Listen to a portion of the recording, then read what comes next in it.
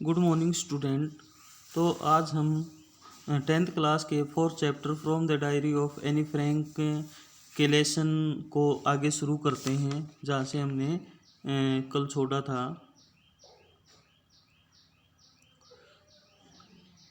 To enhance the image of this long awaited friend in my imagination. मेरी कल्पना में मेरी ये जो दोस्त थी, जिस दोस्त का मुझे लंबे समय से इंतज़ार था और उसकी इमेज को, इज्जत को मैं और ज़्यादा बढ़ाना चाहती थी। So I don't want to jot down the facts in this diary the way most people would do. और मैं जैसे दूसरे व्यक्ति डायरी में एंट्री करते हैं उन फैक्ट्स को मैं वैसा नहीं करने वाली थी। But I want the diary to be my friend. लेकिन मैं डायरी को अपनी दोस्त बनाना चाहती थी। And I am going to call this friend Kitty. और मैं इस डायरी को अपनी जिसको मैंने दोस्त मान लिया था, इसका नाम मैं किटी रखने जा रही हूँ। Since no one would understand a word of my stories to Kitty, कि किटी के अंदर जितनी भी लिखी गई कहानियाँ हैं उनके बारे में कोई एक सिंगल वर्ड भी नहीं समझ पाएगा। If I were to plunge right in, यदि मैं इसमें अपने जीवन से संबंधित कुछ नहीं बताती हूँ। I would better provide a brief sketch of my life. तो इसमें अपने जीवन का कुछ संक्षिप्त वर्णन मैं यहाँ पर प्रोवाइड कर रही हूँ। Much as I dislike doing so, हालांकि मुझे ये जो ब्रीफ स्केच है देते हुए मैं इसको पसंद नहीं करती हूँ। यानी अपने बारे में मुझे यहाँ पर बताना पड़ रहा है, लेकिन मैं यहाँ पर अपने जीवन से संबंधित बताना नहीं चाहती, क्योंकि यदि मैं ऐसा करती हूँ, डायरी लिख दी, तो डायरी को कोई भी नहीं समझ पाएगा जब तक मैं अपने आप के बारे में नहीं बता पाऊँगी। So my father the most adorable father, मेरे पिता जो सबसे प्यारे हैं, सबसे सम्मानित हैं। आई हैव एवर सीन, जहाँ तक मैंने देखा है। Did not marry my mother until he was 36, और उन्होंने मेरी माँ से तब तक शादी नहीं की थी जब तक कि वो 36 के नहीं हुए। एंड शी वॉज 25, और जब तक कि वो 25 की नहीं हुई। यानी यहाँ पर एनी फ्रैंक अपने पिता के बारे में बताती है। इसके पिता का नाम ओटो फ्रैंक था और उन्होंने जब वो 36 साल के हुए थे तब शादी की थी, और उस समय उसकी माँ की उम्र 25 साल थी। माई सिस्टर, मेरी बहन Margot was born in Frankfurt in Germany in 1926।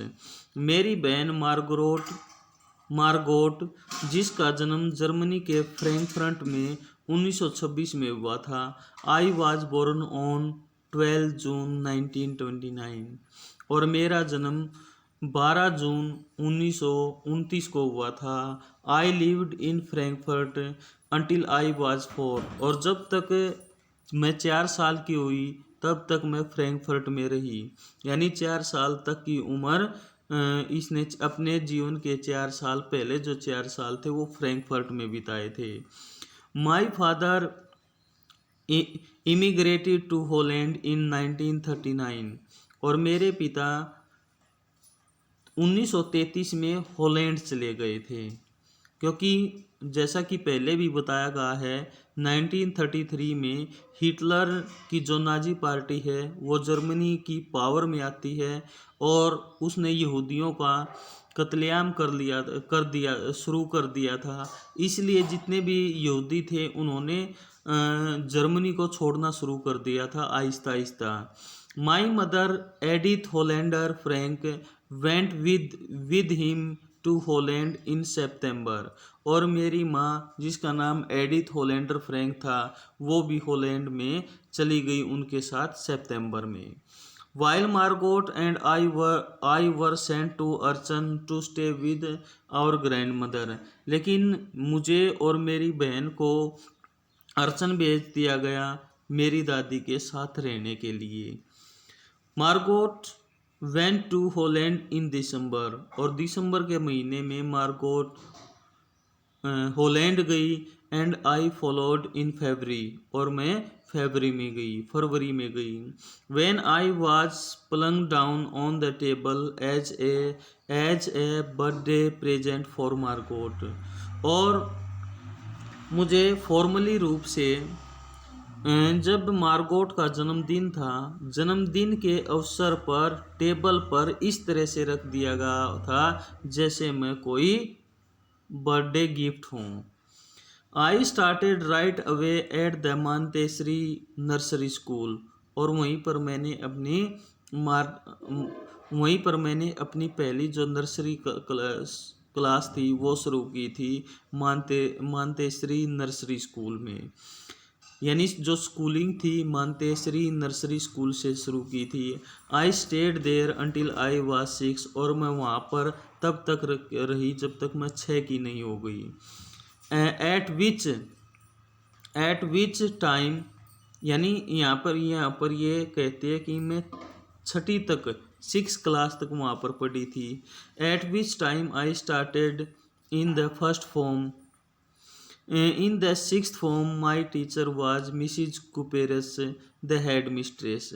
और जब मैं 6th में थी तो मेरी जो टीचर थी उसका नाम मिसिज कुपेरस था, और वो हेड मिस्ट्रेस थी। At the end of the year we were both in tears as we said a heartbreaking farewell.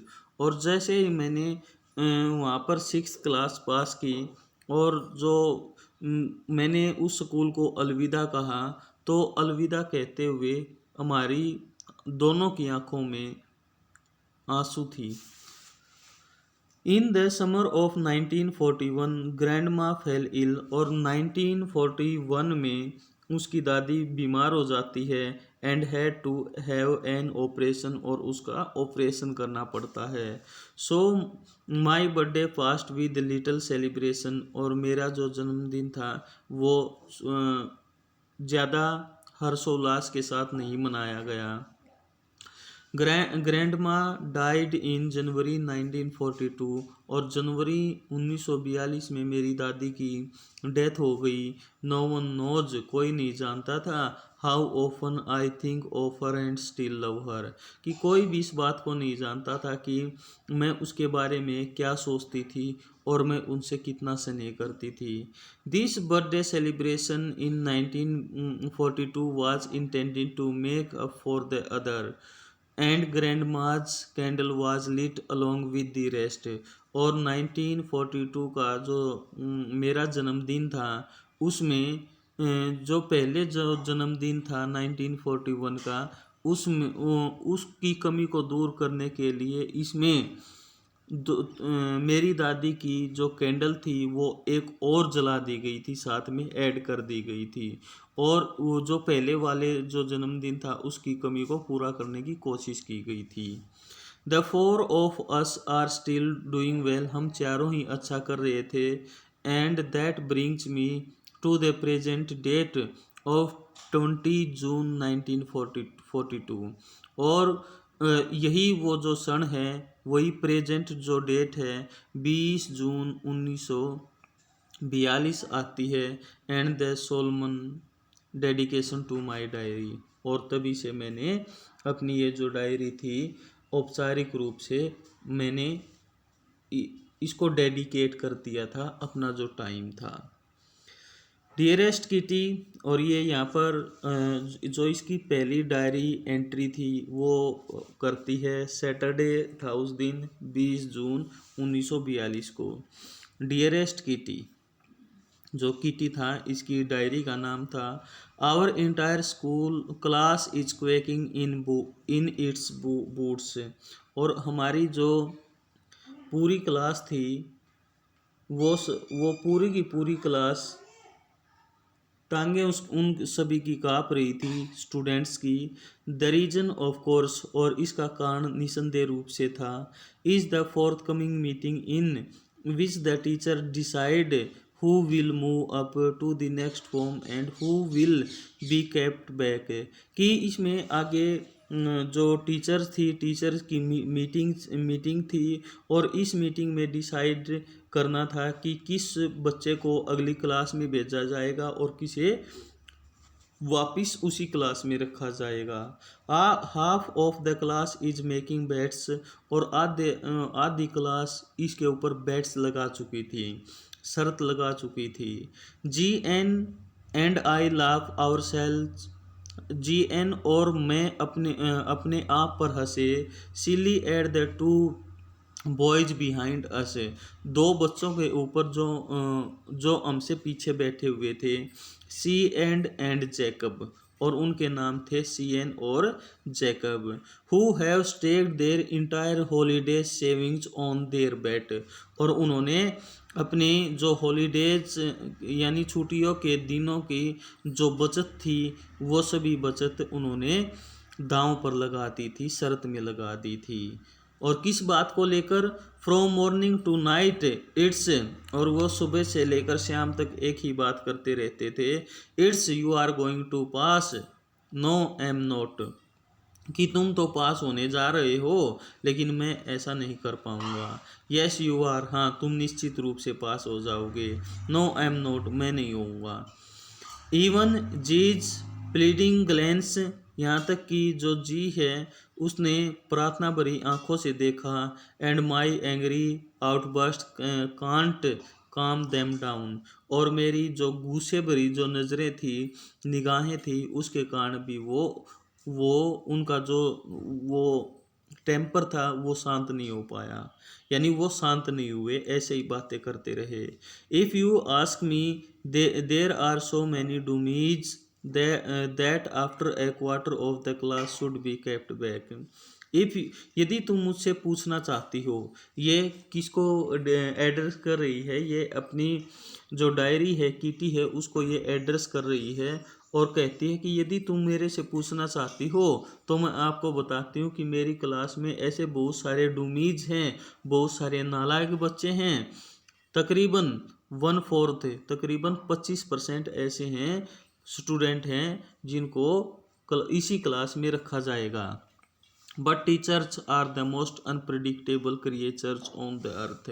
लेकिन ये डायरी को बताती है, उसमें नोट करती है कि जो टीचर हैं वो इस धरती पर विरले ही अघोषित जानवर हैं, यानी पता नहीं मतलब वो किस टाइम क्या कर दें, किसको पास कर दें, किसको फेल कर दें, इसीलिए ये स्टेटमेंट कहती है।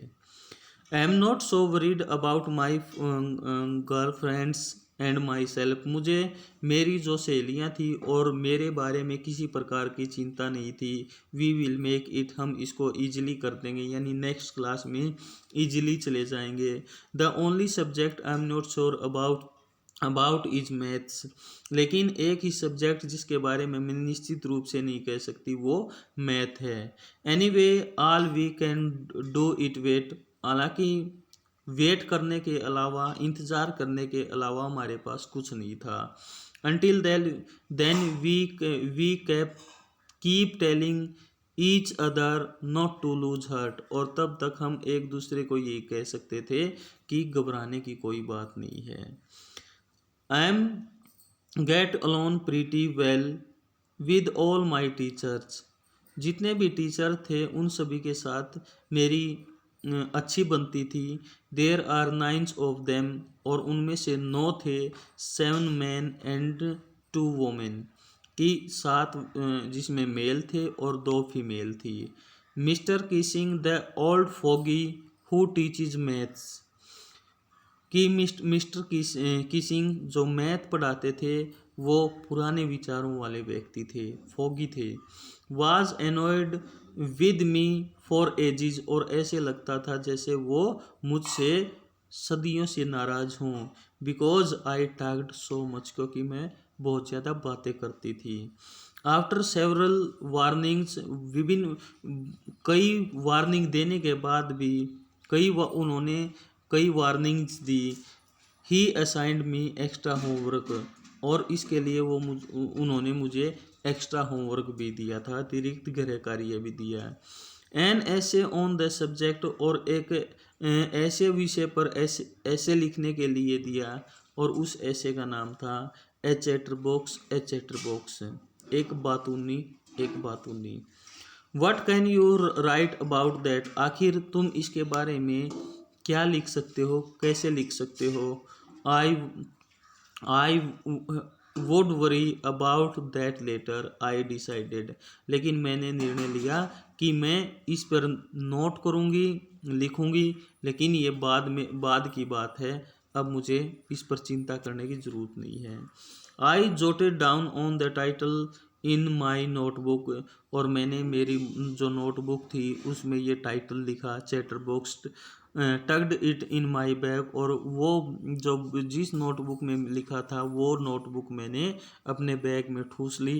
And try to keep quiet, और मैंने शांत रहने की कोशिश की।